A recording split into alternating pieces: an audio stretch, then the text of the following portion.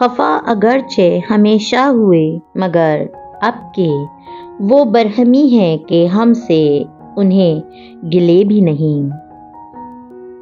وہ اسپتال جہاں میری کا بچہ مبینہ طور پہ داخل تھا کافی شاپ سے 30-35 منٹ کی ڈرائیو پہ تھا۔ وہ اس سے ذرا دور ٹک ٹک سے اتر گیا تھا، نقشہ ذہن نشین کر کے نکلا تھا۔ سر پہ پی کیپ پہنے وہ محتاط نظروں سے اطراف کا جائزہ لیتا چل رہا تھا۔ اسپتال میں پہاڑی پہ اونچائی کی طرف تھا۔ وہ سڑک کے بجائے دوسری طرف سے پہاڑی پہ چڑھنے لگا تھا۔ گو کہ میری انجو کے لیے فکر مند تھا مگر محتاط بھی تھا۔ وہ شام کا وقت تھا۔ دور چائے کے باغات سے آتی سوندھی مہک نے سرسبز پہاڑیوں کو مزید سحر انگیز بنا دیا تھا۔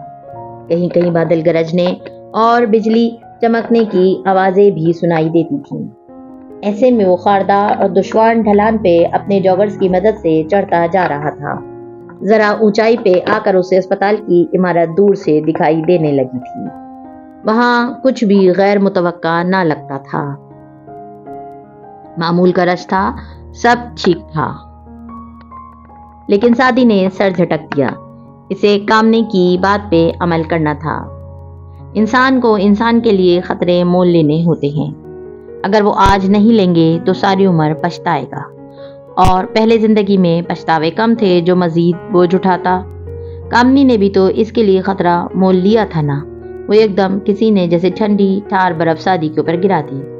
ایک خیال نے اسے منجمد کر دیا۔ وہ بالکل ٹھہر گیا۔ لیکن کامنی تو غلط تھی۔ وہ کوئی ناکام عاشق تو نہیں تھا۔ وہ تو جھوٹی کہانی تھی۔ وہ ایک قاتل تھا اور ان کو دھوکہ دے رہا تھا۔ وہ ایک دم چونکا۔ کامنی نے غلط کیا تھا۔ وہ بھی غلط کر رہا تھا۔ ایک دم سے ساری تصویر اس کے اوپر واضح ہو گئی۔ کیبل نیٹ ورک میں سے کسی کو خرید کر ایک پٹی چلانا اور بار بار ایک تصویر دکھانا ایک مشکل کام نہیں تھا۔ فصیح جیسے لوگ تو ٹی وی چینلز کو خرید سکتے تھے۔ یہ سب تو بہت آسان تھا۔ وہ ایک دم تیزی سے پلٹا اور صبح قدموں سے ڈھلان اترنے لگا، تیز مزید تیز، یہاں تک کہ اس کا سانس بے ترتیب ہونے لگا مگر رفتار بڑھتی گئی۔ یہ سب ایک پھندا تھا۔ وہ جان گیا تھا اسے اب کوئی شک نہیں رہا تھا۔ وہ اب اسے جلد از جلد واپس وہاں سے نکلنا تھا۔ وہ پہاڑی سے اتر کر سڑک پہ آ گیا، سر جھکائے تیز تیز چلنے لگا مگر جلدی اسے احساس ہوا کہ کوئی اس کے پیچھے ہے۔ اس نے مڑ کر دیکھا، کوئی نہیں تھا مگر کوئی تھا۔ سعدی کو ٹھنڈے پسینے لگے۔ وہ مزید تیز چلنے لگا۔ اس کی حساسیت اب پہلے سے کہیں تیز ہو چکی تھی۔ کوئی اس کے عقب میں تھا، فاصلے سے اس کا پیچھا کر رہا تھا مگر سعدی اس کو دیکھ نہیں پا رہا تھا۔ جلدی بازار کا رش والا حصہ شروع ہو گیا۔ وہ تیزی سے لوگوں کے درمیان راستہ بناتا قریب بھاگنے لگا تھا مگر کوئی مسلسل اس کے تعاقب میں تھا۔ سعدی یوسف کی چھٹی بار بار سرخ سگنل بجا رہی تھی اور اس کے سینے میں دھڑکتے دل کی رفتار بے قابو ہو رہی تھی۔ ایک گلی کا موڑ مڑ کر وہ ایک دم بھاگنے لگا، اندھا دھندھا کے پیچھے کے لوگوں کے ہاتھ سے پرے ہٹاتا وہ بے قابو تنفس اور سفید پڑے چہرے کے ساتھ دوڑتا جا رہا تھا۔ وہ دیکھ لیا گیا ہے، وہ پکڑ لیا گیا ہے، یہ خیال جان لیوا تھا۔ بازار کی حدود سے وہ نکلا تو ایک کالونی شروع ہو گئی جیسے مری میں ہوتی ہے، اونچی نیچی ڈھلان والی سڑک۔ وہ بار بار مڑ کر پیچھے دیکھتا بھاگ رہا تھا۔ دفعتاً احساس ہوا کہ پیچھے اب کوئی نہیں ہے۔ وہ گلی میں تنہا تھا، شام ڈھلتی جا رہی تھی، مغرب کی نیلاہٹ گہری ہو رہی تھی۔ ایسے میں وہ رک کر پیچھے دیکھنے لگا۔ اسٹریٹ میں سکون تھا، سکوت، سب ٹھیک تھا۔ سرخ الارم بند ہو گیا تھا، اس کا تعاقب کار اب وہاں نہیں تھا۔ ایک گہری سانس لے کر واپس مڑا تو کسی نے زور سے اس کے منہ پہ مکہ دے مارا۔ سعدی دور ہوا تو نیچے کو گرا، اس کا دماغ گھوم گیا تھا۔ پتھری سڑک پہ ہاتھ رکھ کر اس نے سر اٹھانا چاہا۔ تعاقب کار کے جاگرز اسے صاف نظر آ رہے تھے مگر اس سے پہلے کہ وہ اٹھ پاتا اس شخص نے یک کے بعد دیگرے بوٹ اور مکے سے 2-3 ضربے رسید کی۔ چند لمحوں کے لیے سعدی یوسف کا ذہن تاریکی میں ڈوب گیا۔ ہر احساس سن ہو کر رہ گیا، جیسے ساری دنیا ختم ہو گئی تھی، جیسے موت آن پہنچی تھی اور وہ ایک بے حس و حرکت لاش بن چکا تھا۔ اسے اتنا احساس ہو رہا تھا کہ اس کی آنکھیں بند اور گردن ڈھلکی ہوئی ہے اور کوئی اسے کندھوں سے پکڑ کر گھسیٹتا ہوا ایک طرف لے کر جا رہا ہے۔ رات گہری ہو رہی تھی، بارش کی بوندیں ٹپ ٹپ برس رہی تھی۔ اس کی آنکھوں پہ بادلوں سے برستی نمی پڑی تو ذہن کی تاریکی چھٹنے لگی۔ تعاقب کار نے سعدی کو درختوں کے ایک جھنڈ سے گزار کر کچی زمین اور گھاس پر ایک طرف لا پھینکا تھا۔ سامنے ایک جھیل تھی۔ گپ اندھیرے میں وہ جگہ کینڈی کی درجنوں جھیلوں کی طرح سنسان پڑی تھی۔ تکلیف کے باوجود سعدی نے جیب میں ہاتھ ڈالتے دل سے اٹھنا چاہا مگر جیب خالی تھی۔ کیا تم اس پستول کو ڈھونڈ رہے ہو سعدی یوسف؟ وہ جو گھٹنوں کے بل زمین پہ ہتھیلیاں رکھ کے اٹھنے لگا تھا، اپنے سامنے اس کی پستول لہرانے پہ وہ بالکل ٹھہر گیا، منجمد ہو گیا، پھر اس نے شکست سے سر گرا دیا۔ اسی طرح زمین پہ گرے ہوئے، جھکے ہوئے، گہرے گہرے سانس لیتے وہ گویا ڈہ چکا تھا اور اس کی آواز کو پہچانتا تھا۔ تو کیا لگتا تھا تمہیں میرے ساتھ یہ گیمز کھیل کر تم چھپ جاؤ گے؟ تمہیں لگا کہ میں تمہیں نہیں ڈھونڈ سکوں گا؟ غصے سے بولتے اس نے سعدی کے اس کندھے پہ بوٹ مارا جس پہ نوشیروہ نے گولی ماری تھی۔ درد کی ایک لہر اٹھی تھی جسے دبانے کے لیے اس نے دانت پیستے ہوئے سر مزید نہیں بڑھا دیا۔ تمہیں معلوم ہے میرے لیے کیبل نیٹ ورک پہ ایک خبر چلانا کتنا آسان تھا؟ تمہیں واقعی لگا میں تمہارے ہول سے نہیں نکال سکتا؟ وہ اس کی گرد طواف کرتا کہہ رہا تھا اور بات ختم کر کے اس نے زور سے اس کی ٹانگ پہ بوٹ سے اس کو مارا، بالکل وہاں جہاں شیروں نے گولی ماری تھی۔ سادی کرا کر مزید دور ہو گیا، بارش اس طرح ہلکی ہلکی برس رہی تھی۔ پھر بھی مجھے لگا تم نہیں آؤ گے، مجھے اپنی تلاش میں مزید خوار کرو گے، مگر نہیں، میری اینجی اور اس کا بچہ تمہارے لیے سب سے زیادہ اہم ہے، ان کے لیے تم آئے۔ اور پھر اس کی کمر پہ بوٹ سے ٹکر ماری۔ وہ گھٹنوں کے بل زمین پہ بیٹھا تھا، اسے اس ٹھوکر سے مزید درد ہوا اور وہ آگے کو جھک گیا، مگر اس نے کوئی مزاحمت نہیں کی، بس ہتھیلی سے زمین پہ رینگنے لگا۔ بمشکل چند قدم بڑھ پایا کہ میں کتنا خوار ہوا تمہاری تلاش میں، اور تم یہاں کینڈی میں چھپے بیٹھے ہو۔ تمہیں واقعی لگا کہ تم مجھ سے چھپ سکتے ہو؟ اس نے سادی کو گردن سے پکڑ کر آگے کھینچا اور جھیل کے پانی میں اس کا چہرہ ڈبو دیا۔ ساتھ ہی وہ غصے سے بولتا جا رہا تھا، تمہیں لگا میں تمہارے پیچھے نہیں آؤں گا؟ تمہیں لگا تم یوں چھپ کر بیٹھ جاؤ گے اور سب صحیح ہو جائے گا؟ بزدل انسان! اس زور کی ڈبکی دے کر اس نے اس کا سر نکالا اور چھوڑ کر سامنے جا کھڑا ہوا۔ سادی نے کوئی مزاحمت نہیں کی، بس گیلا چہرہ اوپر کر کے آنکھیں مودے گہرے گہرے سانس لینے لگا۔ 8 ماہ میں نے قید میں سوچا۔ سادی نے نیم غنودسی آنکھیں کھول کر نقاب سے سامنے افق پر ڈوبتے سورج کو دیکھ کر کہنا چاہا کہ وہ لمحہ کیا ہوگا جب ہم ملیں گے۔ مجھے لگا تھا آپ مجھے گلے لگائیں گے، مگر آپ تو مجھے مار رہے ہیں فارس ماموں۔ اور یہ کہنے کے ساتھ سادی نے بی کی آنکھوں کا رخ پھیرا اور اسے دیکھا جو اس کے سامنے کھڑا تھا، جھیل کی طرف پشت کیے، اور سادی کی طرف چہرہ کیا اور اس کے سامنے کھڑا تھا، جینز کے اوپر بری جیکٹ پہنے ہوئے تھا، بال اس طرح چھوٹے تھے اور ماتھے پہ بل تھے۔ وہ اس کے سامنے کھڑا تھا، دونوں ہاتھ پہلوؤں پہ رکھے، وہ سنہری آنکھوں میں شدید غصہ لیے اسے گھور رہا تھا۔ اندھیرے میں بھی اس کے چہرے کی برہمی صاف دکھائی دیتی تھی۔ وہ اس کے سامنے کھڑا تھا، تڑ تڑ برستی بارش اس کو بھگو رہی تھی، اس کے خفا چہرے پہ پانی کے قطرے لڑک رہے تھے۔ فارس غازی اس کے سامنے کھڑا تھا۔ کیوں؟ اس نے دکان سے فارس کا چہرہ دیکھ کر دہرایا۔ آپ کیوں مجھے مار رہے ہیں؟ اس بات فارس مڑ گیا، سادی کی طرف کمر کر لی، پھر تیزی سے واپس گھما اور زور کو مکہ سادی کے جبڑے پہ دے مارا۔ کیونکہ تم اسی قابل ہو۔ یہ پہلی چوٹ تھی جو بری طرح سے لگی تھی۔ سادی نے بے اختیار منہ پہ ہاتھ رکھے چہرہ جھکایا، شدید درد سے آنکھیں میچنی، پانی کے قطرے اس کے چہرے پہ مسلسل گر رہے تھے اور لبوں سے خون رسنے لگا تھا۔ بہت سا پانی آنکھوں میں جمع ہو رہا تھا، مگر ہر آنسو اذیت کا آنسو نہیں ہوتا، نہ وہ خوشی کا ہوتا ہے، نہ دعاؤں کی قبولیت کا، نہ محبت کا، نہ شکوے کا، وہ بس آنسو ہوتا ہے اور اسے بہنا ہوتا ہے۔ میں سمجھا، سادی نے چہرہ جھکایا، آستین سے منہ رگڑا۔ یہ فصیح ہوگا جو تمہیں مجھ سے زیادہ نہیں جانتا۔ جو اسے معلوم ہوا ہمارا یونیورسل رحمدلی سادی کس بات پہ نکلے گا؟ اپنے ہول سے۔ تنزیہ سادہ سا اور رایا تھا، میری اینجی اور اس کا بیٹا۔ دونوں ہاتھ اٹھا کر اس نے بہت ہو گیا والے انداز میں کہا، بس یہی 2 اہم لوگ رہ گئے تھے تمہاری زندگی میں جو ان کے لیے خطرہ مول لینے کو تیار ہو گئے، اور تمہارا خاندان، تمہاری ماں، تمہارے بہن بھائی، وہ سب جو تمہاری ایک کال کے لیے ترس رہے تھے، ان کا کیا؟ ہاں؟ اور بات کے اختتام پہ فارس آگے آیا اور اس کو گدی سے پکڑ کر سر کو نیچے جھکا کر گویا جھنجھوڑا، پھر جھٹکے سے اسے چھوڑا۔ سادی نے جھکا سر نہیں اٹھایا، آنسو اس کے چہرے پہ لڑک رہے تھے، بارش کے قطروں جیسے آنسو۔ بزدل انسان! وہ اب اس کی جانب پشت کر کے اور جھیل کی طرف اشارہ کیے دور جا کھڑا ہوا تھا۔ وہ خفا تھا اور غصے میں تھا۔ اگر کوئی چیز میں تمہیں بھیج سکتا ہوں تو کیا نہیں جان سکتا کہ تم وہاں سے بھاگ گئے ہو؟ کیا ایک پیغام نہیں چھوڑ سکتے تھے تم میرے لیے؟ 1000 طریقے تھے پیغام دینے کے، مگر نہیں۔ اس کی سنہری آنکھیں جو جھیل کے پانی پہ جمی تھیں میں دکھ سا ابھرا۔ تمہیں لگا فارس تمہارے لیے کچھ نہیں کرے گا اور تمہارے لیے کبھی نہیں آئے گا؟ سادی نے گیلی آنکھیں اور گیلا چہرہ اٹھا کر اسے دیکھا۔ وہ اس کے پشت کی طرف منہ کیے کھڑا تھا، پہلو میں گرے دائیں ہاتھ کی پشت پہ سادی کا خون لگا تھا۔ تمہیں مجھ سے امید ہی نہیں تھی کہ میں آؤں گا، تمہیں لگا ہی نہیں کہ میں تمہاری مدد کر سکتا ہوں۔ تم نے سوچا اگر وہ 8 ماہ نہیں آیا تو اب کیا آئے گا؟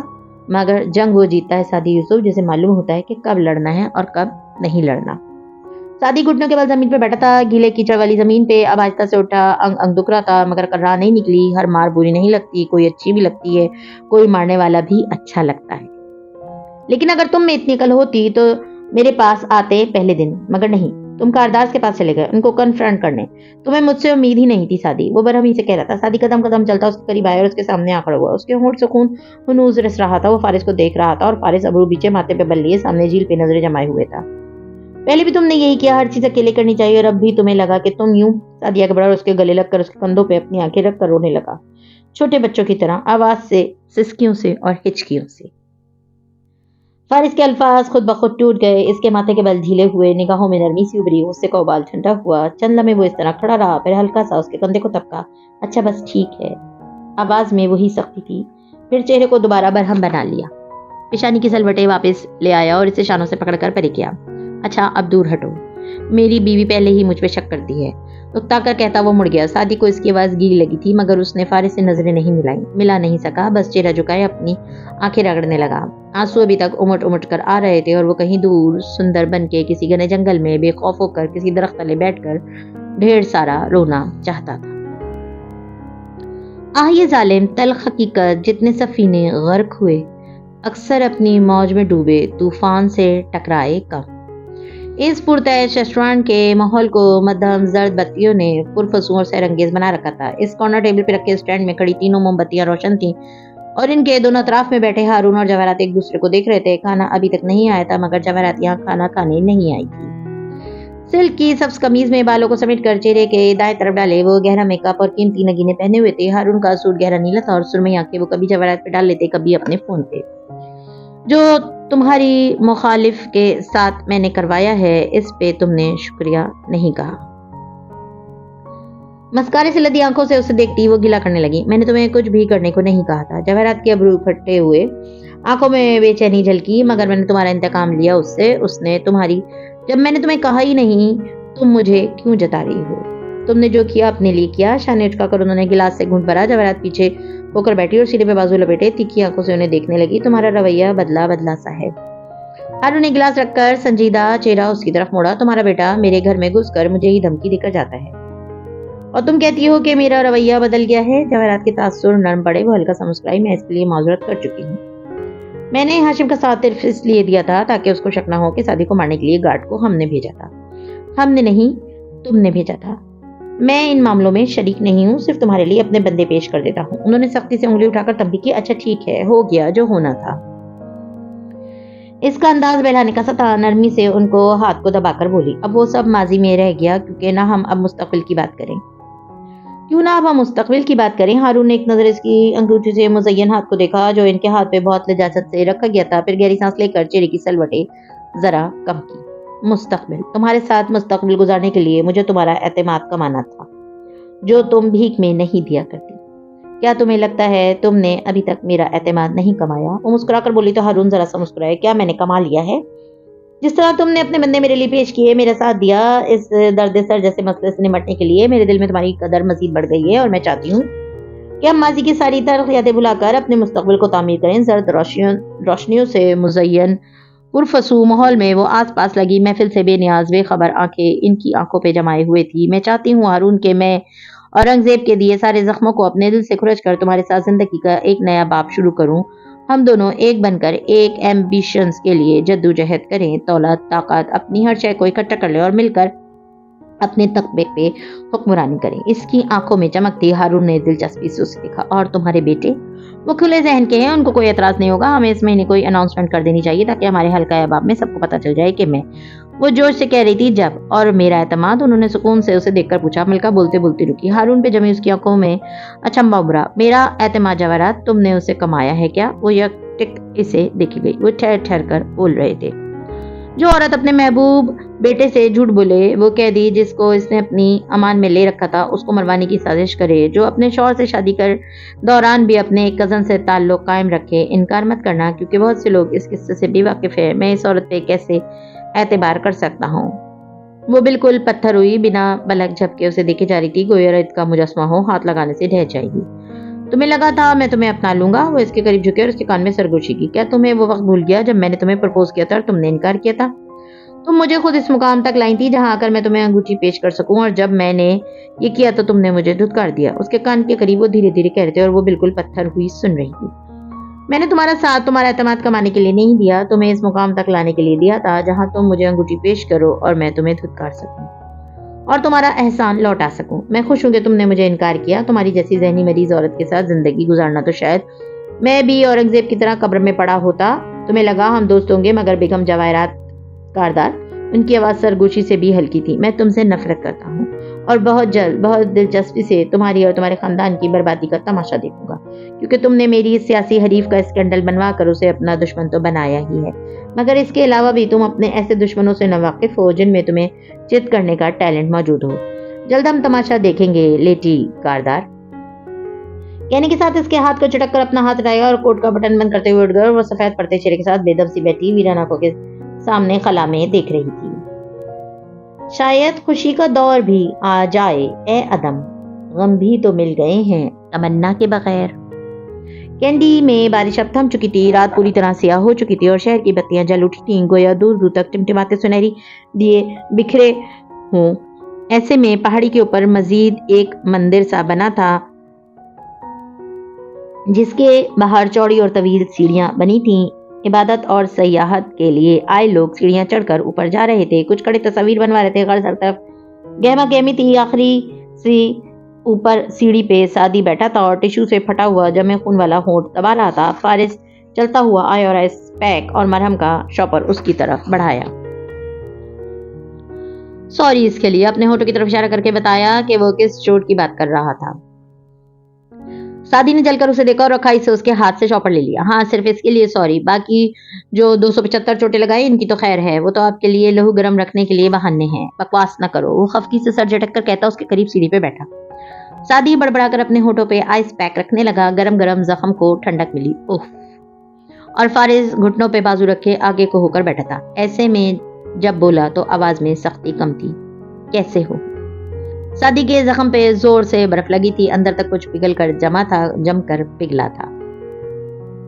اس کی گردن کی گلٹی ڈوب کر ابھری۔ اس سوال کا جواب بہت طویل تھا اور اس کا جواب بہت مختصر تھا۔ زخمی ہوں، وہ سامنے دیکھتے ہوئے تلخی سے بولا۔ بالوں کو کیا کیا ہے جو نظر آ رہا ہے؟ کہا نا سوری، مجھے غصہ تھا تم پہ بہت۔ سعدی نے بڑبڑا کر سر جھٹکا۔ فارس اسی طرح گردن موڑ کر اسے دیکھتا رہا، سر سے پاؤں تک۔ کہاں رہ رہے ہو؟ ایک کافی شاپ ہے، اس کی مالکن کا اعتماد جیتا تو اس نے رہنے دیا مجھے۔ پھر نظروں کا زاویہ گھما کر فارس کو دیکھا۔ آپ نے کیسے ڈھونڈا مجھے؟ کینڈی کا کیسے پتا چلا؟ حنین نے بتایا تھا، ندرت آپا کا اکاؤنٹ کھولتے تھے تم تو ان کو ای میل آ گئی کہ کینڈی سے کھل رہا ہے اکاؤنٹ۔ میری ایک پرانی کولیگ تھی جس کے اریسٹ وارنٹ کی مخبری کرنے پہ مجھے سزا ملی تھی، وہ ایمبیسی میں ہوتی ہیں، اس کا جاننے والا ایک نمونہ تھا۔ اس کے پاس گیا میں، اس نے تمہیں بہت ڈھونڈنے کی کوشش کی مگر بے سود۔ پھر میں نے اسے بولا کہ انعامی رقم کا آدھا دوں گا اسے، تمہارا پوسٹر ڈارک سائٹس پہ ہر جگہ گھوم رہا ہے، وہاں سے رقم وہ دیکھ چکا تھا مگر اسے یقین تھا میں نے تمہیں ڈھونڈ کر گولی مار دینی ہے، اور واللہ دل میرا بھی یہی تھا۔ خیر، اس نے سر جھٹکا اور بتانے لگا، میں نے اس کو کہا کہ تمہیں باہر نکلنے کے لیے تمہاری مہربان طبیعت کو استعمال کرتے ہیں۔ سعدی خفگی سے کچھ بڑبڑایا تھا جو اگر فارس کے کانوں تک پہنچ جاتا تو اس کا دوسرا ہونٹ بھی پھٹ جانا تھا۔ ہم نے کیبل نیٹ ورک پہ خبر چلوائی، ذرا سا کام تھا، جانتا تھا تم نیوز ضرور دیکھتے رہو گے، اگر نیٹ استعمال کرتے ہو تو نیوز بھی دیکھ سکتے ہو، اور بس تم میری کے بیٹے کو بچانے فوراً آ گئے۔ ساتھ ہی برہمی سے اسے دیکھا۔ کم عقل! سعدی خاموشی سے برف کا پیک گال پہ رکھ کر دبانے لگا۔ فارس نے گہری سانس لی۔ پوچھا تو نہیں ہے تم نے، مگر پھر بھی بتا دیتا ہوں کہ تمہارے گھر والے کیسے ہیں۔ فارس سامنے دیکھتے ہوئے ذرا نرمی سے کہنے لگا، تمہاری امی ٹھیک ہیں، صحت بھی ٹھیک ہے، ریسٹورینٹ جاتی ہیں، پہلے ہم نکسی میں رہتے تھے، پھر میں نے وہ اس بوڑھی جادوگرنی کو بیچ دی اور ہم تمہارے پرانے گھر کے قریبی علاقے میں آ گئے ہیں۔ تمہارے بڑے ابا پہلے سے زیادہ نہیں پھلکتے ہیں مگر اندر سے پہلے سے زیادہ مضبوط ہو گئے ہیں۔ اور زمر سامنے ٹہلتے دیکھتے فارس کی سرخی آنکھوں میں کرچیاں سبری۔ زمر ہمیشہ کی طرح زمر ہے مگر تمہارے لیے وہ بہت بہت کام کرتی ہے حنین۔ سعدی نے اس کے نام پہ پہلو بدلا اور زور سے برف سے ہونٹ دبایا۔ وقت کے ساتھ بہت مثبت ہوتی جا رہی ہے۔ زمر اور اس کی دوستی ہو گئی ہے۔ سیم بھی اب دہن سے نہیں ڈرتا، دونوں اکثر آتے جاتے ہیں سیم کے اسکول میں۔ آپ کیسے ہیں؟ اس نے سنجیدگی سے فارس کو دیکھ کر بات کاٹی تو وہ ٹھہر گیا، منچوں میں دھوا لاجواب ہوا، پھر چہرہ موڑ کر سعدی پہ نظریں جمائیں۔ میں ہلکے سے کندھے اچکائے، ٹھیک ہوں، اور میں سعدی ہوں۔ وہ زخمی سے مسکرایا، پہلی بار میں وہ مسکرایا تھا۔ کل بھی اپنے گھر والوں کی آنکھوں سے ان کے دل کا حال پڑھ لیتا تھا، آج بھی پڑھ سکتا ہوں۔ مجھے کیا ہونا ہے سعدی، آپ بھی زخمی ہیں۔ وہ اس کے چہرے کو دیکھتا گویا پڑھ کر بتا رہا تھا، اندر تا زخمی ہیں، فرسٹریٹڈ ہیں، کرب مسلسل میں ہیں، لوگوں سے خفا ہیں، دکھی ہیں، مگر جو اہداف آپ نے زندگی میں طے کر لیے ہیں ان کی طرف سے جانے کی تگودود میں لگے ہیں۔ مجھ سے مل کر آپ کے چہرے پہ خوشی بھی ہے اور سکون بھی، مگر کاملیت نہیں ہے کسی احساس میں، جیسے یہ آپ کا صرف پہلا ہدف تھا۔ آپ مجھے واپس لے جانا چاہتے ہیں اور پھر اپنے اگلے ہدف میں مصروف ہو جانا چاہتے ہیں۔ اب بھی آپ اپنے ذہن میں لائے عمل طے کر رہے ہیں، مگر یہ سب کر کے آپ اندر سے تھک چکے ہیں، اور شاید اس نے آنکھیں چھوٹی کر کے فارس کی آنکھوں کو غور سے پڑھا، شاید مایوس بھی۔ فارس چند لمحے اسے دیکھتا رہا، اس کے چہرے پہ کوئی احساس نہ تھا اور اس کے چہرے پہ سارے احساس تھے۔ گردن کی گلٹی بھی ڈوب کر ابھری تھی، آنکھوں میں بے بسی کے سائے تھے اور ان میں کہیں دور چمٹماتے دیے بھی تھے۔ وہ امید اور مایوسی کے درمیان کہیں معلق تھا، شاید اسے خود بھی معلوم تھا کہ وہ کہاں کھو چکا ہے۔ سعدی، وہ اس کی آنکھوں میں آنکھیں ڈالے دھیرے سے بولا، ایک بات میں تمہیں نہیں بتا سکا، تمہاری غیر موجودگی میں تمہارے گھر میں ایک حادثہ ہوا ہے۔ सादी एकदम सीधा होकर बैठा, आंखों में बेयकीनी और खौफ लिए इसने बेकरार से पूछा, क्या हुआ है? तुम्हें अपना दिल बड़ा करके सुनना होगा। जो खबर मैं तुम्हें देने जा रहा हूँ तुम्हें अंदर तक हिला देगी। तुम्हारे घर के एक फर्द ने बहुत फाश गलती कर दी है, जिसका खमियाजा उसे सारी जिंदगी भुगतना पड़ेगा। मुझे बताएं क्या हुआ है? वो तेजी से बोला, दिल लरज रहा था हुनैन। फारिस ने हमदर्दी से उसे देखते धीरे से कहा, सदाकत ने शादी कर ली है, वो भी एक हसीना से। एक लम्हे को सादी बिल्कुल साकित सा उसे देखने लगा और फिर हंस पड़ा, दिल खोलकर। गर्दन पीछे फेंक कर वो हंसता जा रहा था। फारिस भी सर झुकाए हंसने लगा। इर्द गिर्द गुजरते लोगों ने मुड़ मुड़कर उन दोनों को देखा, जो दोनों बारिश के बायस भी अभी तक गीले कपड़ों में बैठे थे। कपड़ों पे कीचड़ भी लगा था और वो फिर भी हंसते जा रहे थे। दफतन फारिस का फोन बजा तो इसने निकाल कर देखा, फिर मैसेज पढ़कर वापस जेब में डाल लिया। कौन है? इसी नमूने का मैसेज था। आबदार का नंबर देकर उसे कहा था कि इसकी लोकेशन पता करो। वो कह रहा है कि नंबर अभी तक ऑन नहीं हुआ और अपने पैसे मांग रहा है। तो पैसे देंगे आप? सादी ने हैरत से पूछा। मेरे बाप की फैक्ट्रियां लगी हैं जो मैं पैसे दूंगा, वो बिगड़ कर बोला। सादी मुस्कुरा दिया। तो इसे क्या कहा? यही कि नहीं देता बेशक पुलिस के पास चले जाओ। और वो दोनों हाथ पे हाथ रख के मार के हंस पड़े। फिर फारिस उठ खड़ा हुआ। चलो आओ सादी, मैं तुम्हें खाना खिलाता हूँ। इसका कंधा टपक कर वो बोला था, उफ, इसी जगह जहाँ ठोकर मारी थी? बहुत शुक्रिया, जो पहले खिलाया था उससे पेट भर चुका है। वो जलकर उठ खड़ा हुआ। फारिस ने हंसकर सर झटका और जीने उतरने लगा। और ये आबदार का क्या किस्सा है? पहले इसके जरिए मुझे पैगाम भिजवाते रहे, अब उसको ढूंढते हैं। वो क्या कर रही है आपके साथ? मशकूक नजरों से उसे देखता उसके साथ जीने उतर रहा था। ज्यादा मेरा दिमाग ना खराब करो, ऐसे मुझे देखकर भतीजे तुम उसी के हो आखिर। वो दोनों अब दूर जा रहे थे और उनकी आवाजें मध्यम होती जा रही थीं। मेरे कातिल को पुकारो कि मैं जिंदा हूं अभी, फिर से मक्तल को सवारो कि मैं जिंदा हूं अभी। सुबह अपने साथ ढेरों सर्द हवाएं लिए नमूदार हुई थी। धुंध बढ़ गई थी, सूरज छुप गया था। सब्ज पिल्लों से ढके बंगले की खिड़की से अंदर जाको तो एक सिंगल बेड रखा था। इस पे गुलाबी बेड कवर बिछा था। हुनैन उकड़ू बैठी, सर पे दुपट्टा लिए, फोन कान पे लगाए सुन रही थी और सुना रही थी। वै लुल्ली कुल्ले हमजा लिमजा, सूरह हमजा पढ़ रही थी। रुक कर सोचा, आंखें मीच कर। अल्लज़ी जमा माला वददा। दूसरी तरफ मैमूना ने नरमी से बताया था, ये तुम्हारी कल भी गलती हुई थी हुना, हालांकि जब मैंने याद किया था तब ठीक याद किया था। वो रहानसी हुई। एक दिन तो कुछ दिन से इसकी गर्दन मुसलसल मोबाइल और कंप्यूटर स्क्रीन पे चिरा झुकाने के बाद शदीद दर्द करने लगी थी। जैतून के तेल की मालिश, पट्टों के सूजन कम करने वाली क्रीम और गर्दन की एक्सरसाइज सब करके देख लिया था, मगर फर्क नहीं दारत। अम्मी के कजन डॉक्टर से भी पूछा तो उन्होंने कहा कि गर्दन में कॉलर पहना करो और गर्दन कम झुकाया करो। ये हिफ्स से पहले की बात है। अब हिफ्स शुरू करने के बाद गर्दन मजीद झुकानी पड़ती कुरान पढ़ते वक्त, यानी गर्दन के पट्टे अब मजीद खराब होंगे। मगर इसके साथ साथ इसने महसूस किया था कि बाला मुबालगा हर रोज से कोई छोटी मोटी चोट लग जाती थी। कभी वो बेड के किनारे से टकरा गई, कभी पाँव रिपट गया और कभी घुटना छिल गया, कभी बुखार, आधे सर में दर्द, कभी ओफ वो कहाँ जाए। इधर मैमूना कह रही थी, जो भी हिफ्स करना हो उसे देख कर 10 दफा पढ़ा करो। हर आयत याद करने के बाद उसे पिछली तमाम आयत से मिलाकर दोहराओ। और सुनो, कुरान नीचे रखकर गर्दन झुका करना याद किया करो। इंसानी दिमाग वो अल्फाज नहीं सही से कर पाता जिनके लिए गर्दन झुकाई जाए। सिर्फ वही याद करेगा जो इसके आई लेवल पे नजर आए, यानी कुरान हो या कोर्स की किताब का रट्टा लगाना हो। किताब को उठाकर चेहरे के बराबर लाकर याद किया करो। मैमूना के पास अनगिनत टिप्स होती थीं जो वो वक्तन फौक्तन शेयर करती रहती थी। फोन बंद करके भी उन्होंने सोचा, क्या हिफ्स से पहले कुछ बदला था सिवाय सुबह जल्दी उठने के, जिससे दिल में हल्की सी खुद पसंदी भी जागी थी कि अब तो मैं अच्छी हो रही हूँ, कोई बरकत नूर वगैरह। मगर अभी वो कोई खास अंदाजा नहीं लगा पा रही थी। दफ्तर चौखट में जुमर नजर आई, घुंघराले बालों की पोनी बांधे, नाक में सोने की नथ पहने वो मुस्कुराकर बोली, मैं शेरू के ऑफिस जा रही हूँ, अब बताओ क्या करना है। हुनैन छलांग मारकर नीचे उतरी और बुक शेल्फ पे रखी फ्लैश ड्राइव उठाकर जुमर को दी। सिर्फ हाशिम के लैपटॉप में लगा दें। और वो जोश से समझा रही थी और जुमर गौर से फ्लैश ड्राइव को देखती सुन रही थी। चंद किलोमीटर के फासले पे वाक़ कसर कारदार को भी सुरमई धुंध ने अपने परों तले दबा रखा। लाउंज में मुलाजमों की गहमा गहमी लगी थी, मगर डाइनिंग हॉल खाली था। अरसा हुआ वो तीनों इकट्ठे बैठकर नाश्ता करना छोड़ चुके थे।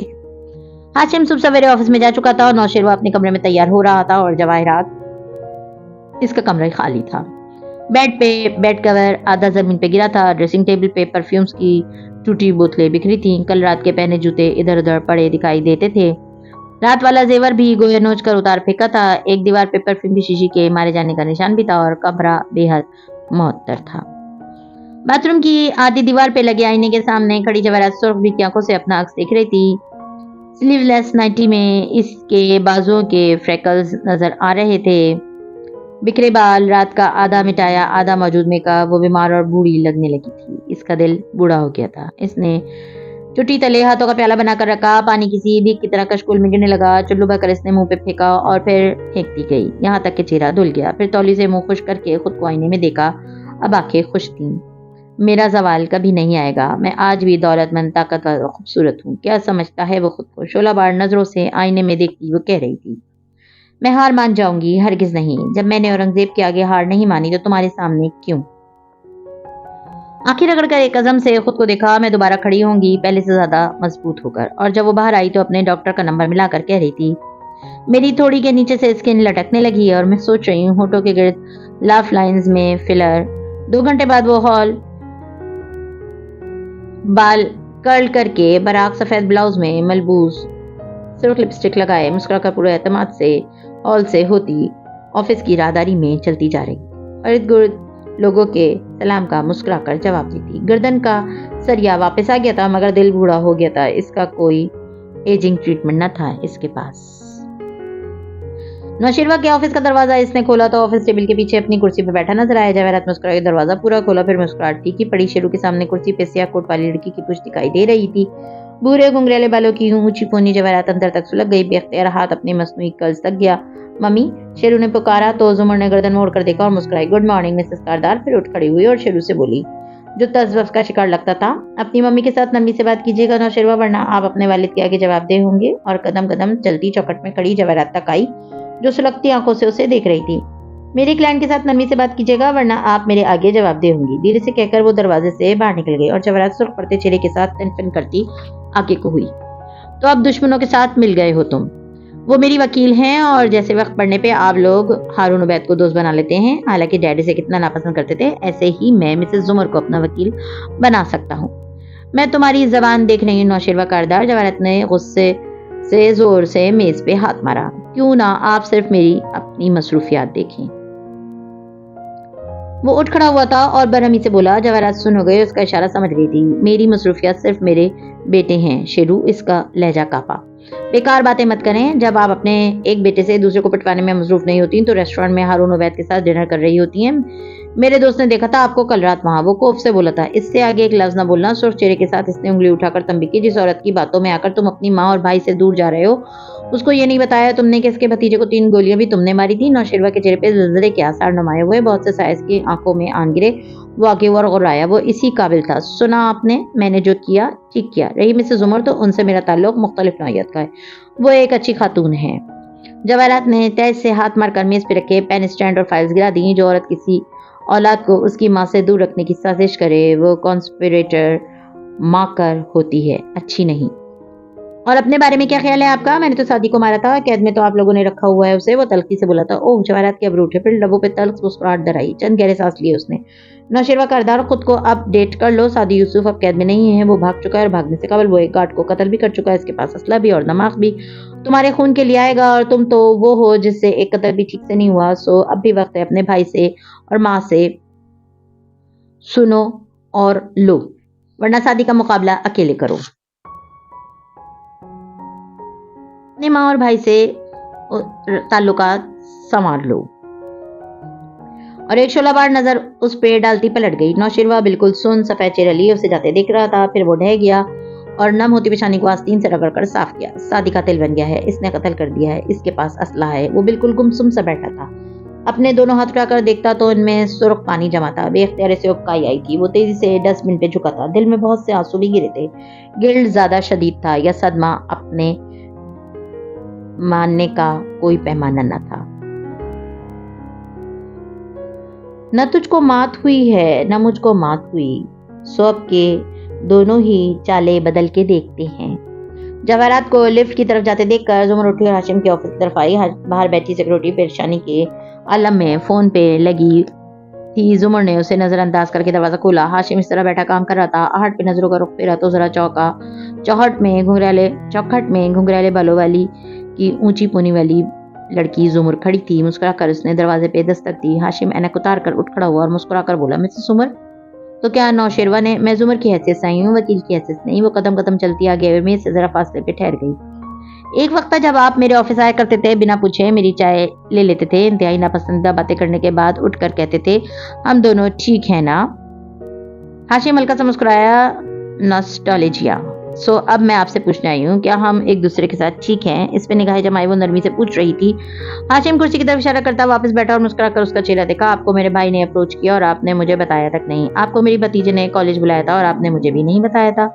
جیسے وہ اٹارنی کلائنٹ پریویلیج تھا، ویسے ہی یہ بھی پریویلیج کا حصہ ہے۔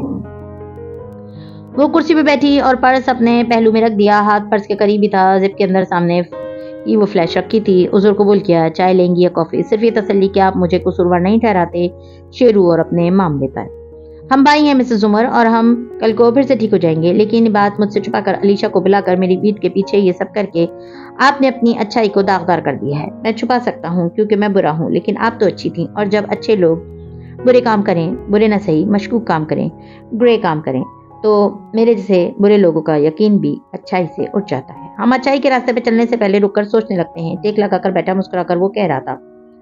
زمر نے گھٹنوں کے گرد دونوں ہاتھ ملا کر رکھے اسی مسکراہٹ سے اسے دیکھا۔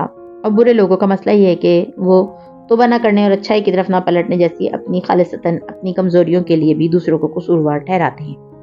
ہاشم ہلکا سا ہنس دیا۔ اسے اس بات نے محظوظ کیا تھا۔ تائیدی انداز میں اس بات میں سر ہلایا۔ اوکے، اب ہم ٹھیک ہیں۔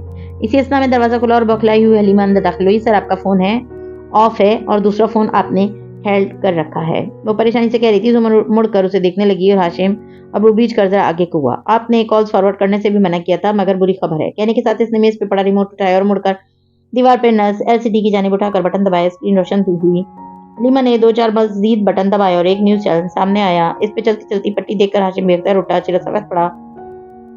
سارے کے لیے میز کے کنارے کو مضبوطی سے تھاما۔ سر، کالز پہ کالز آ رہی ہیں، نیوز میں بھی آ گیا ہے، ہمارے پاور پلانٹ کی مرکزی مشینری میں بلاسٹ ہوا ہے، بڑے پیمانے پہ ایکسپلوسیوز استعمال کیے گئے ہیں، تیل کو آگ لگ گئی ہے، اور اب یہ آگ تبھی بجھے گی جب ہمارا پلانٹ ناکارہ ہو چکا ہوگا۔ پاور پلانٹس میں بڑے بڑے فیول ٹینکس ہوتے ہیں، ان ٹینکس میں کئی ملین گیلن تیل محفوظ ہوتا ہے۔ اگر ایک ٹینک میں بھی دھماکہ ہو جائے تو اس سے پیدا ہونے والے فیومز اتنے زیادہ ہوتے ہیں کہ پورا پلانٹ تباہ ہو سکتا ہے۔ زمر بھی ساتھ ہی کھڑی تھی، وہ بار بار ہاشم کا چہرہ دیکھتی اور پھر حلیمہ کو کہتی بس کریں، خاموش ہو جائیں، پلانٹ اب نئے سرے سے سٹارٹ کرنا ہوگا۔ ایک بند ہوئے پلانٹ کو دوبارہ شروع کرنے کے لیے اربوں روپے کی مالیت ضرورت ہوتی ہے۔ اوہ سر، میں تو حلیمہ، زمر غصے سے اس کی طرف مڑی۔ Shut up! حلیمہ دم بخود اسے دیکھنے لگی۔ اب وہ ہاشم کی طرف گھومی۔ وہ ابھی تک ششدر کڑا اسکرین پہ چلتے مناظر دیکھ رہا تھا۔ صرف 1 گھنٹے کے لیے وہ دنیا سے کٹ کر بیٹھا تھا اور یہ سب ہو گیا تھا۔ اس کا چہرہ سفید پڑا تھا، ماتھے پسینہ آ رہا تھا۔ وہ میز کے کنارے کو پکڑ کر 2 قدم آگے بڑھا، پھر فون اٹھایا۔ اس کا دماغ سائیں سائیں کر رہا تھا۔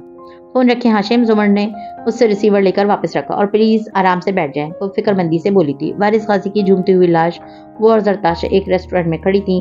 ساتھی کے زخمی چہرے والی تصاویر، ہر شے پس منظر میں چلی گئی۔ اگر کچھ رہ گیا تو صرف ایک احساس، انسانیت کا۔ ہاشم نہیں بیٹھا، وہ شل سا کھڑا رہا، چہرہ جھکائے، وقفے وقفے سے نفی میں سر ہلاتا رہا۔ ہاشم، آپ بیٹھ جائیں، اس نے نرمی سے کہا۔ ہاشم نے سرخ پتی آنکھیں اٹھا کر اسے دیکھا۔ Get out! دروازے کی طرف ہاتھ بلند کیا۔ جائیں یہاں سے۔ حلیمہ جلدی سے باہر بھاگ گئی۔ زمر نے کچھ کہنے کے لیے لب کھولے، پھر بند کر دیے، پرس اٹھایا اور دروازے کی طرف بڑھ گئی۔ باہر نکل کر وہ چند قدم آگے گئی، پھر رکی، نفی میں سر ہلایا اور واپس ہاشم کے آفس کی طرف آئی۔ آفس خالی تھا، میز کے پیچھے اب ہاشم نہیں کھڑا تھا۔ زمر کی آنکھوں میں تاہی اور ابھرا، پھر وہ تیز سے آگے آئی تو دیکھا وہ اپنے کرسی کے قریب فرش پہ گرا ہوا تھا۔ اس کا ہاتھ سینے کو مسل رہا تھا اور اس کی آنکھیں غنودہ سی بند ہو رہی تھی۔ وہ تکلیف میں تھا، اس کا تنفس رک رہا تھا۔ ایمبولینس بلواؤ، گاڑی نکلواؤ، وہ چلا کر حلیمہ سے بولی تھی جو باہر کھڑی تھی۔ ہاشم کو ہارٹ اٹیک ہو رہا ہے، جلدی کرو، جاؤ۔ اور پرس پھینکتی وہ اس کی طرف بڑھی تھی جس کی سانس اکڑ رہی تھی اور سینہ جکڑ رہا تھا۔ منزلیں تیرے علاوہ بھی ہیں، لیکن زندگی اور کسی راہ پر چلنا ہی نہیں چاہتی۔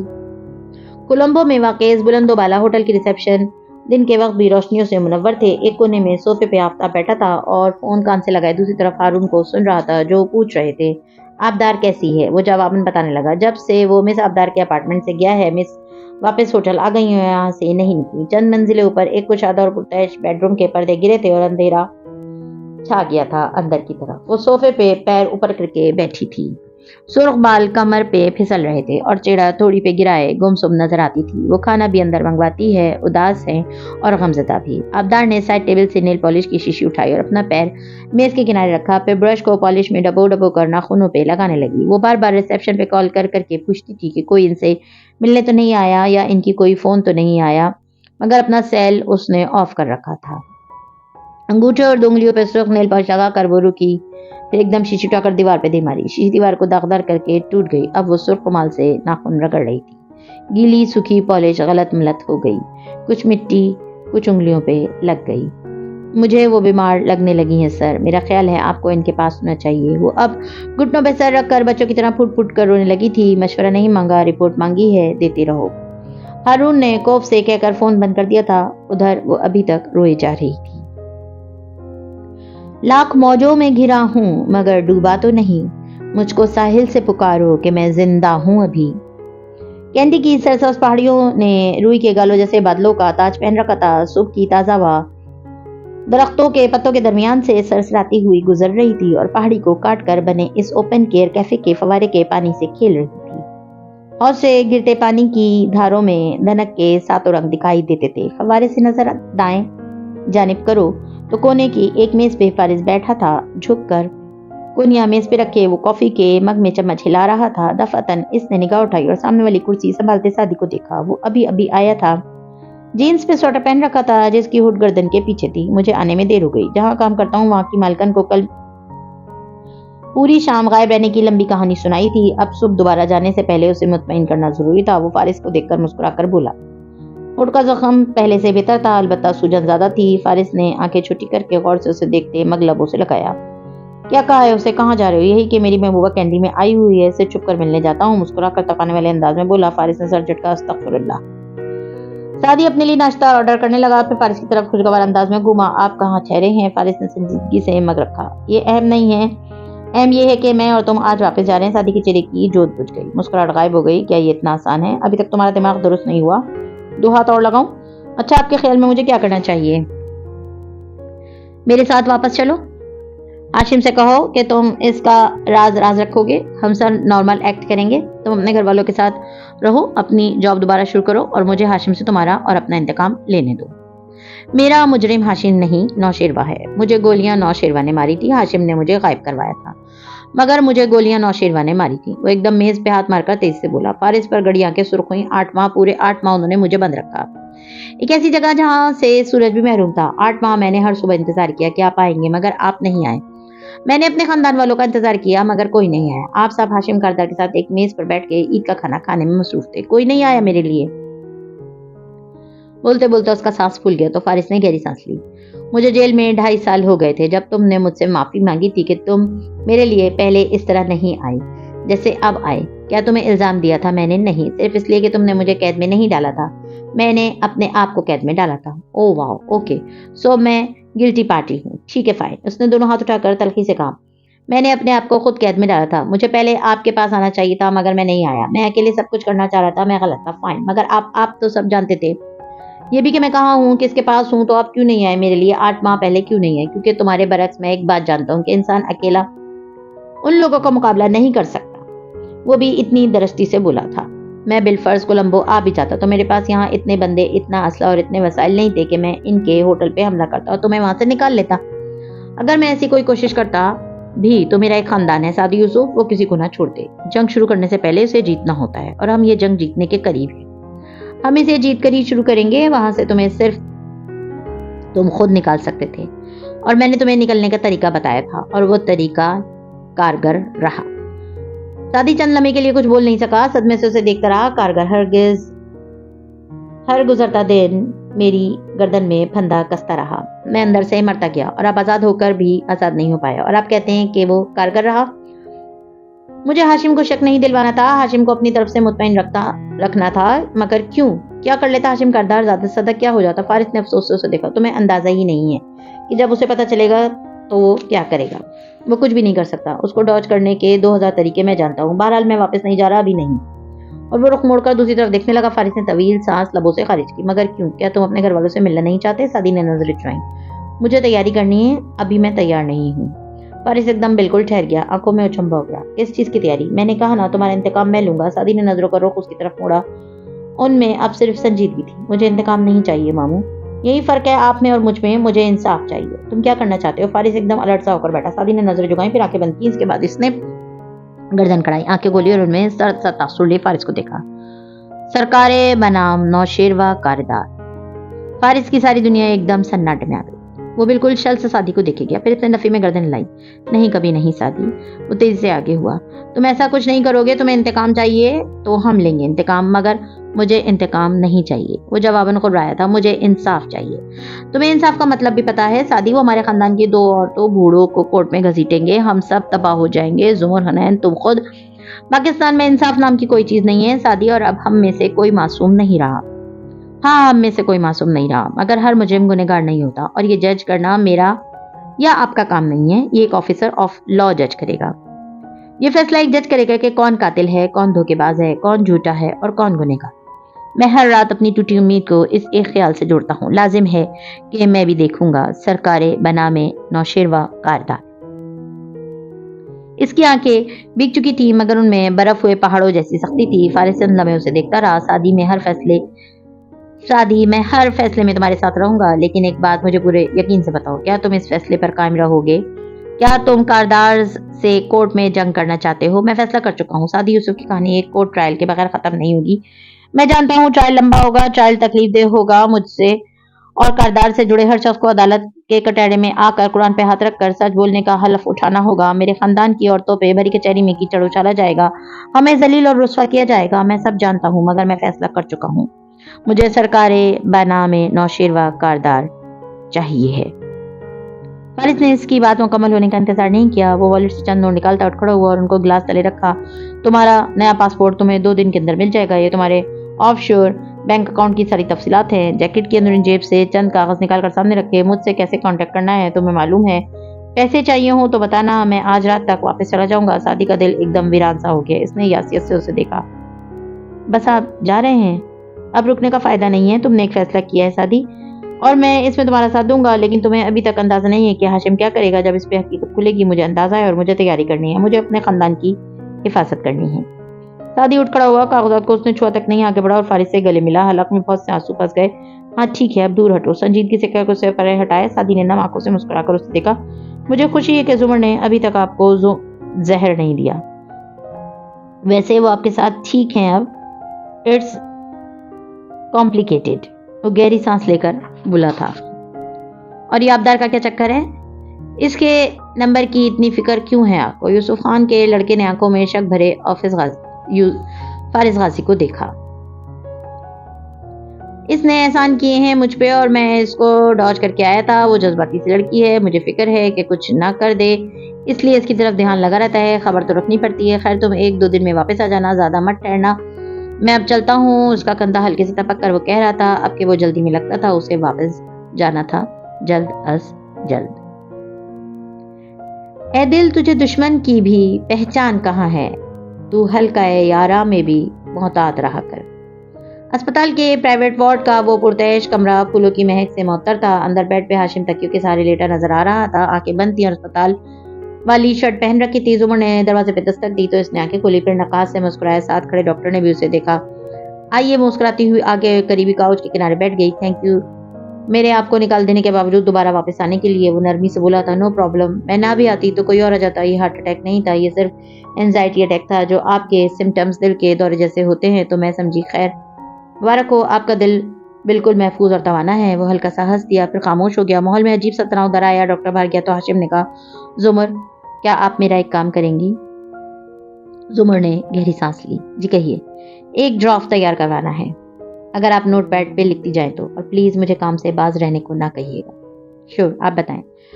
वो इसको काम से बाज रहने की नसीहत कर भी नहीं सकी। मसरूफ रहेगा तो ज़हनी दबाव कम होगा। इसने नोट पैड उठाया और पेन खोला। हाशिम तकिए पे सर रखे आंखें मूंदे डिक्टेट करने लगा। बार बार रुकता, अड़ता, फिर नफी से सर हिलाकर दोबारा से शुरू करता। वो बिना किसी कोफ्त के लिखती गई। इस दौरान इससे मिलने कोई नहीं आया। शाम में जब वो थक कर कागजों का पलंदा इसके सराहने रख कर उठने लगी तो ज़रा हमदर्दी बोली, अब इस बात का दबाव मत लीजिएगा कि दोस्तों में से कोई नहीं आया, हो सकता है उनको ना मालूम हो। हाशिम तलखी से मुस्कुराया। बॉस की बीमारी की खबर ऑफिस में जंगल की आग की तरह फैला करती है, सबको मालूम है मिसेस उमर। मैं अपने डॉक्टर से मिल लूं? वो पर्स उठाकर जाने लगी। हाशिम ने अचंभे से उसे देखा। आपका डॉक्टर भी इसी अस्पताल में है? ये आपका पसंदीदा अस्पताल है हाशिम, और मेरी सर्जरी के वक्त मिसेस कारदार ने यही अस्पताल रिकमेंड किया था। क्या आप भूल गए? हाशिम ने महज सर हिला दिया। वो ये मामलात मम्मी के लिए छोड़ दिया करता था, सो इसको खबर ना थी।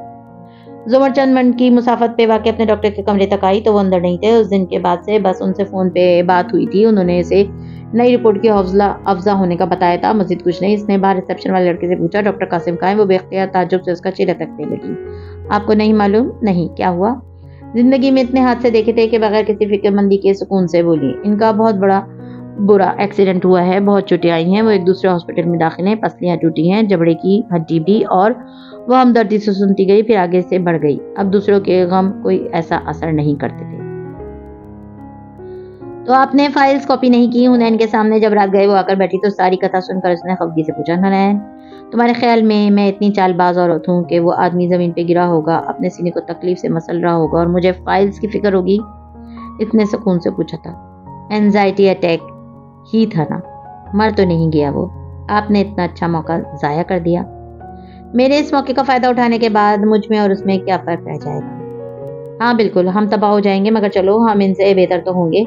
हुनैन तन से बोली थी। जुमर चुप रही। खैर आपको पता है सादी भाई अपने कुरान वाले ग्रुप में दोबारा से आ गया है। वो बोझल माहौल को हल्का बनाते हुए कैप खोलकर उसके सामने करके दिखाने लगी। जुमर के तासुरात बदले, वो तेजी से आगे हुई, फिर स्क्रीन पे हाथ रखा, आंखों के किनारे नम हुए। वो सूरह नमल पे तदब्बुर करता है, मगर करते करते अब रुक गया है आधी सूरह के बीच। एहतियात से इसके तासुरात देखकर कहने लगी, आप भी अच्छा बोलती हैं भाई की तरह। आपको चाहिए कि इसकी अधूरी सूरह मुकम्मल कर दें, कुछ लिख दें, शायद इससे जरूरत हो। जुमर सर झटक कर उठ गई। मुझे काम है बहुत। इससे नजरें मिलाए बगैर वो बाहर निकल गए और हुनैन गहरी सांस लेकर रह गई। ले जाएं मुझको माले गनीमत के साथ उदू, तुमने तो डाल दी है सफर तुमको, इससे क्या। इस रात कोलंबो में वाक़े पाकिस्तानी सिफारत खाने में खामोशी और अंधेरा छाया था। ऑफिसर्स मुकफ्फल थे, सब छुट्टी करके जा चुके थे। ऐसे में एक अंधेर कमरे में जहां बहुत से कंप्यूटर्स पड़े थे, एक की स्क्रीन रोशन थी और उसके सामने बैठी औरत खटखट कीबोर्ड पे टाइप कर रही थी। बार बार एहतियात से दरवाजे की तरफ भी देखती थी। इसकी गोद में रखे पास पे किसी मर्द की तस्वीर बनी थी। ये वो पास था जिसको इस्तेमाल करके वो इस जगह दाखिल हुई थी। दफातन प्रिंटर से जू जू की आवाजें आने लगी। सबाहत प्रिंटर पे रखी शय को एहतियात से दुरुस्त करने लगी, साथ ही वो कीज भी दबा रही थी। रात गहरी होती जा रही थी। चंद मिनट बाद वो प्रिंट शुदा कागजों को जोड़ रही थी। उनका कवर गहरा सब्ज था और उन पे एक इस्लामिक रिपब्लिक ऑफ पाकिस्तान लिखा था। फंसी होटल की लॉबी में तेज कदमों से चलता जा रहा था जब इसका फोन बजा। इसने सरस से इसे कान से लगाया। सर वो नंबर ऑन हो गया है, अभी 2 मिनट पहले। अच्छा तुम यूं करो, फंसी हिदायत देने लगा कि टू टू सुनाई देने लगे। दरमियान में किसी और की कॉल आ रही थी। इसने झुंझला कर फोन कान से हटाया तो एकदम मुंजमिद हो गया।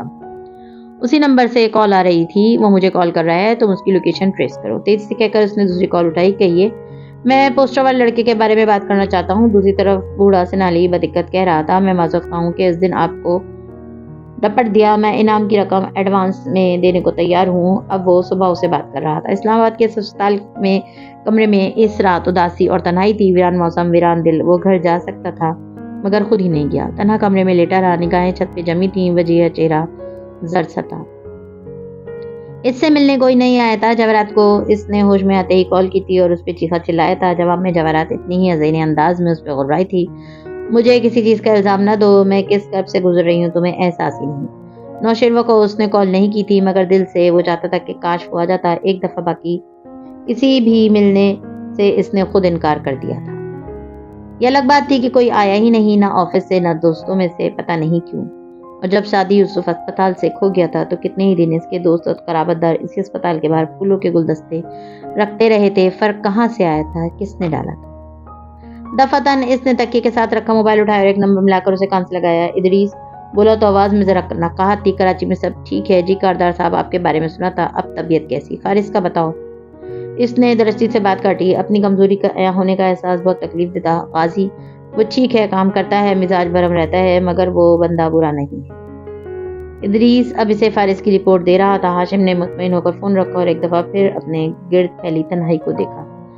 जो फैसला वो शहरीन से तलाक के इन 2 सालों में नहीं कर सका था वो चंद सातों में हो गया था। इसने एक टेस्ट लिखा, हम कब मिल सकते हैं रेड, और अब्दार के नंबर पर भेज दिया। फिर कदरे सुकून से तकिए पे सर रखकर आंखें मूंद ली। मज़ीद वीडियोस देखने के लिए हमारे चैनल को सब्सक्राइब कीजिए।